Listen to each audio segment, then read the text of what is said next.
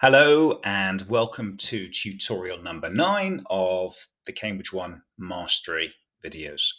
So in this video we're going to be looking at the use of class data, looking at how your students individually and collectively perform against the tasks that you've set them or that you've asked them to do.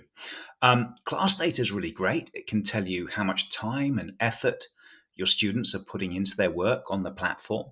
And it can also tell you their grades.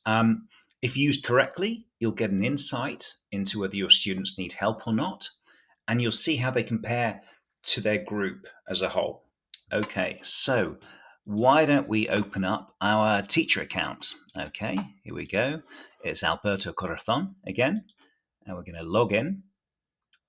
And here we go.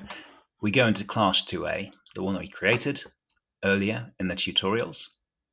And as before, we've got assignments, materials, class data.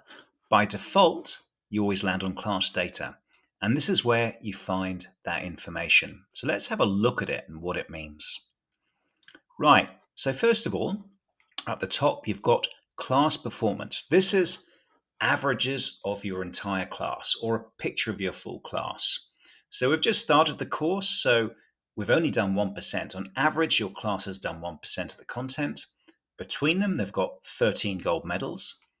Average score is 65%, and they've only spent 9 minutes per individual on this. Okay. Now, we've got more detailed breakdowns. We've got the students here. 4 students. I can look at them individually. Okay.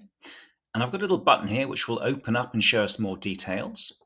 I can do it like that, or I can just click to open up.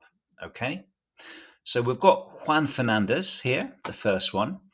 Juan hasn't been working too hard. We can see he's only done 2 activities, no gold medals, average score of 40%, and he's only spent 1 minute here. Okay, let's find a slightly better performing student. Let's go down and we'll find Marta Sanchez. She's done 12 activities, and she's got 6 gold medals, a 76% average, and she spent 18 minutes. You can also see that she was active, so that means she was last in the platform 48 minutes ago. That's a good sign. If you see that a student hasn't been there for 2 months, then you should worry.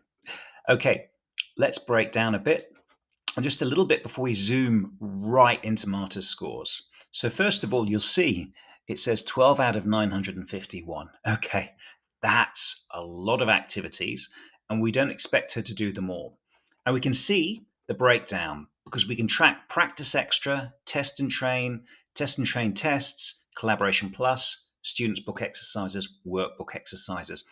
And altogether, that offers about 951. That's a lot of content.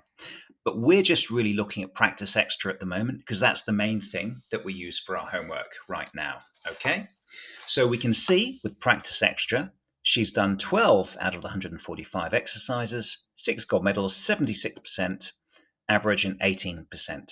If she'd done other things, we'd see the data there as well. So we'd see the total data and medals broken down across the components. Now, I want to drill down and I want to see Marta's scores for every exercise and practice extra. So to do that, you see this here, the Think Second Edition Level 2. This is what I click. I click here, and now you can see you've got all the components lined up for Marta.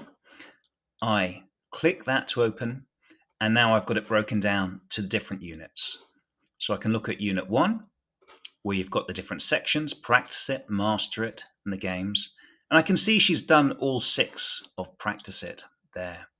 And I can go down and see each individual exercise that she's done, which one she's got gold medals for, what her first score was, what her best score was, and the number of the attempts. Okay, and of course how much time she spent doing this. She was very quick on these exercises.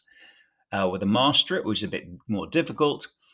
She's only done 2. She's got 1 that isn't completed yet, and the scores aren't so good, and there are more attempts. Okay, so in summary, with class data, we can see the overall class performance, shown averages, total of medals, and we can then look at an overview summary of the students, a bit more detail by component, and we can also drill down and look at each individual exercise as we want.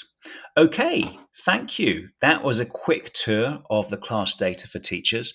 In the next tutorial, we'll be looking at something a little bit more complicated, exporting that data into an Excel file where you can analyze it in slightly different ways.